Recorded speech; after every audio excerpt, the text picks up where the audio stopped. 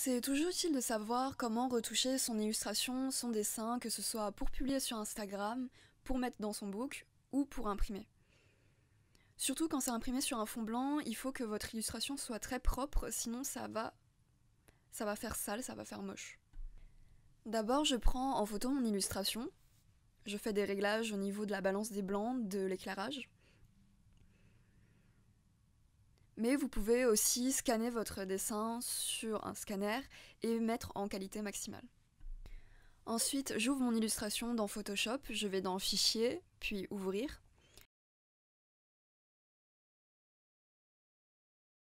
Je déverrouille mon calque parce que s'il est verrouillé, on ne peut rien faire dessus. Et je duplique mon calque en faisant CTRL-J. Après, je vais dans Images, puis Niveau. Vous pouvez aussi aller dans Images, puis Exposition. C'est pareil, mais moi je préfère faire avec les niveaux. Le niveau le plus à gauche permet de foncer et celui le plus à droite permet d'éclaircir l'image. Dans les niveaux, je coche Aperçu pour voir en direct mes modifications. Et après, on peut s'arrêter là, juste éclaircir et foncer un peu. Mais aussi, on peut continuer à retoucher son illustration pour qu'il y ait un fond bien blanc pour, par exemple, l'imprimer dans un magazine. Je détourne le plus précisément possible avec l'outil Polygone mon illustration.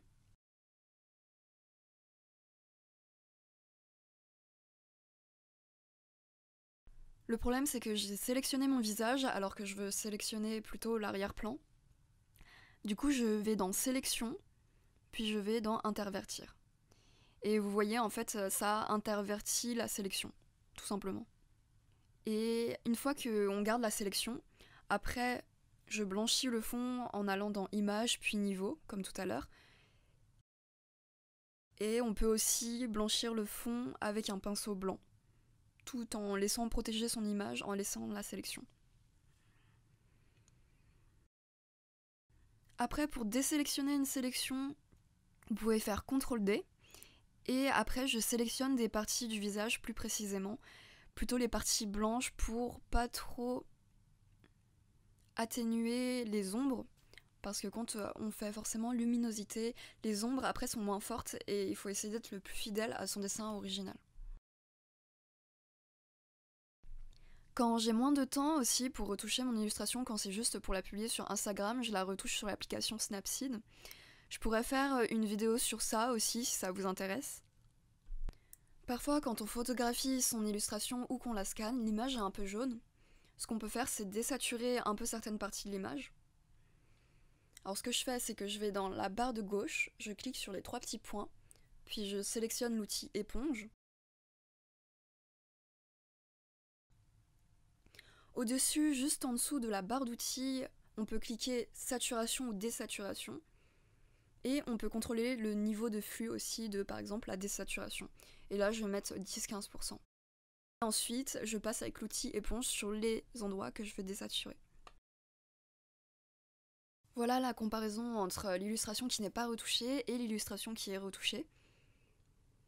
J'ai essayé de rester un maximum fidèle à mon illustration d'origine, mais de toute façon, quand on prend en photo ou quand on scanne, ça reproduit pas l'illustration telle qu'elle est dans la réalité, puisque ma feuille est vraiment bien blanche en vrai.